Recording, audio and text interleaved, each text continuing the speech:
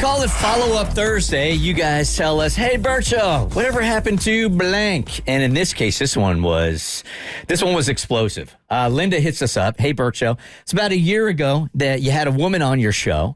Her husband was cheating on her with her brother's wife. Last I remember, the cheaters agreed to stop and asked not to tell her brother. I'd love to know whatever happened. Thank you, Linda Huff. All right, so Elyse and her husband, Jason, have been together for 3 years at the time she reached out to us. She met Jason because of her brother. Her brother and Jason were good friends, and Elise's brother met his wife, Amy, through her husband. But we didn't expect to find out that Jason and Amy dated many years before. So when both of the couples hit a rough patch in their marriage, Elyse suspected something was going on. We tested Jason with the War of the Roses. He ordered 24 roses to be sent to Amy with a note that read, "Just another reminder that I can't stop thinking about you, hoping these keep me on your mind too." Elyse was crushed, but unsure about how she was going to handle the situation. When we followed up with her, she said she had to do what was right for the family. She didn't tell her brother, but she did confront Jason and Amy, her sister-in-law. The two came clean about their inappropriate behavior and swore nothing physical ever happened. They asked Elyse not to tell her brother, and she agreed. Last we heard, Elyse and her husband were in counseling, trying to work on their marriage. Did counseling work or not? And also, did the brother ever find out? So today is Follow-Up Thursday. Mo has got the follow-up in an email. Hi, Bert Show. Yes, I'll give you a quick update. For my own sanity, I'll keep it brief because I don't want to go down a rabbit hole of emotions. Jason and I have been separated for a few months. While I believe nothing further happened between him and Amy, our own marriage had its fair share of issues to work through.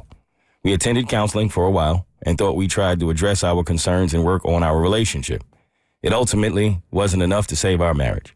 My brother and Amy are still together, but I don't know the details of their relationship. I've chosen to stay out of it and focus on myself and my own mental health. Handling my own marriage problems have been challenging enough, and I've realized that I need to prioritize my own well-being. What happens in other people's lives are no longer my business or responsibility to fix. It's not easy going through a divorce, but I'm hopeful for the future. I believe that this experience has taught me a lot about what I need and want in a relationship, and I'm working on building a stronger, healthier foundation for myself. Thanks for checking on me. I'm doing fine, just looking to move on. Wishing you all the best, Elyse. Whew. It's a tough one. What do we learn from this one? Everybody's fair game?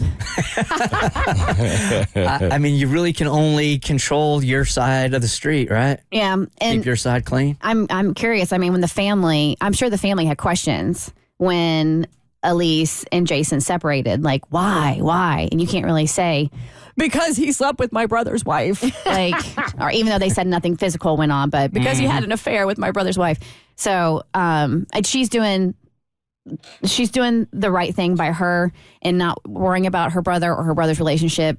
She definitely 100% just needs to focus on her well-being and making her way through this divorce as best and easy as possible. Yeah, we talk a lot about this on my podcast, the Breakup Breakdown, where there's usually one big inciting incident, but it's never just like one thing that happens, like, oh, there was infidelity, or, oh, he ran off with my sister. Like, there's usually lingering things that are happening throughout the relationship that sort of just like, it's almost purged through this one incident. So even though it sucks and, I would never wish for a relationship to end because it's just so heartbreaking and sad. I mean, I think maybe sometimes those big things have to happen so you can get out of them. I feel like that also has to be tough if you find yourself in a situation where obviously things went really bad and south for you and you have information of where it would affect someone else, but then you keep it to yourself because you don't want them to go through what you're going through. So you kind of have to keep this secret and go through it alone. It almost seems like that's a tough spot to be in. You're suffering in silence. Yes. Yeah. I think Abby raises a really good point, too, that you will hear in her podcasts over and over and over again also. Again, it's the Breakup Breakdown. It's that when people say that this breakup came out of I never saw this coming. 9 out of 10 times, that's BS. It's always BS because we have like every podcast is like 30 to 45 minutes and it's never just the whole he cheated on me with my mom's sister's brother's cousin. There's always things that are peppered throughout the relationship that usually, to be honest, like people ignore, and then something like this happens and that's how they end up getting out of the relationship. But very few times. You really have to have your eyes closed to say like, man, I just woke up one morning and he was gone. gone or she was gone.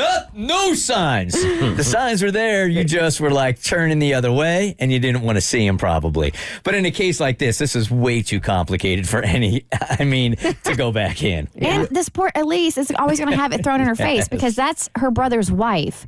So holidays, birthdays, like... You can't run, you can't hide from this one. No. The Bert Show. So, first, thanks for watching. Second, you like what you just watched? That just scratches the surface.